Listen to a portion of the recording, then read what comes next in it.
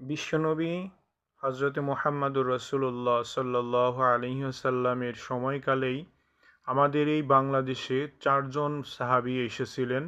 তারা চট্টগ্রাম বন্দর নগরী এলাকাতে ব্যবসার উদ্দেশ্যে আসতেন। তো চলুন আমরা দেখে আসি সেই ভিডিওটা।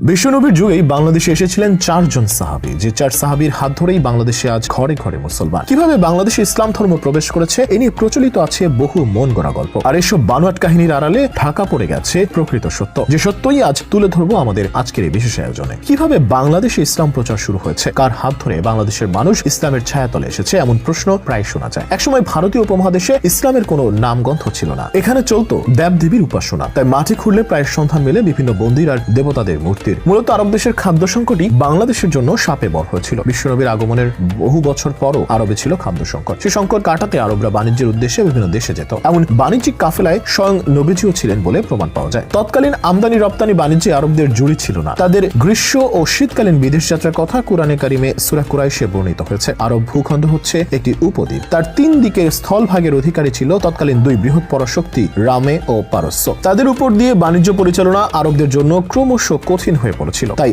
বাধ্য হয়ে সামুদ্রিক পথকে বেছে নিতে হয়। উজানের পানিতে কিভাবে জাহাজ চালাতে হয় এবং জোয়ার ভাটার জাহাজ চালানোর পদ্ধতি বিশ্ববাসী আরবদের থেকে শিখেছে। তার 3 দিকের স্থলভাগের অধিকারী ছিল তৎকালীন 2 বৃহৎ পরাশক্তি রোম ও পারস্য। তাদের উপর দিয়ে বাণিজ্য পরিচালনা আরবদের জন্য ক্রমশ কঠিন হয়ে পড়ে। তাই বাধ্য হয়ে সামুদ্রিক পথকে বেছে নিতে হয়। উজানের পানিতে কিভাবে জাহাজ চালাতে হয় এবং জোয়ার ভাটায় জাহাজ চালানোর পদ্ধতি বিশ্ববাসী আরবদের থেকে শিখেছে। আরবদের এই নৌ বাণিজ্যের সময় বঙ্গোপসাগরে চট্টগ্রাম বন্দর ছিল খুবই সুবিধাজনক পোতাশ্রয়। আরবরা এখান থেকে সুগন্ধি ও মশলাজাত দ্রব্যাদি আমদানি করে ইউরোপের বাজারে বিক্রি করত। আরবগণ যেমন তাদের বাণিজ্য জাহাজ নিয়ে সমুদ্রে চষে বেড়াতো, ঠিক তেমনি চট্টগ্রামও তৎকালীন যুগে জাহাজ নির্মাণ শিল্পের জন্য বিশ্বজুড়ে খ্যাতি সম্পন্ন ছিল। চট্টগ্রামের তৎকালীন যুগে নির্মিত জাহাজ অদ্যাবধি ব্রিটিশ মিউজিয়ামে সংরক্ষিত আছে। চট্টগ্রামের নাবিকগণও তাদের জাহাজ নিয়ে বহিঃসমুদ্রে গমন করতেন, ফলে আরবদের সাথে সখ্যতা গড়ে ওঠে। ঘটনাচক্রে বাণিজ্যের উদ্দেশ্যে চীন দেশে এসেছিলেন নবীজির মামা, ইসলামের প্রথম সারির সাহাবী আবি ওয়াক্কাস মালিক বিন ওয়াহাব রাদিয়াল্লাহু তাআলা। তার সঙ্গে ছিলেন কাসিম ইবনে হুযায়ফা, উরওয়া ইবনে আসাসা আর আবু কাইস ইবনে হারিসা ইবনে সাদ।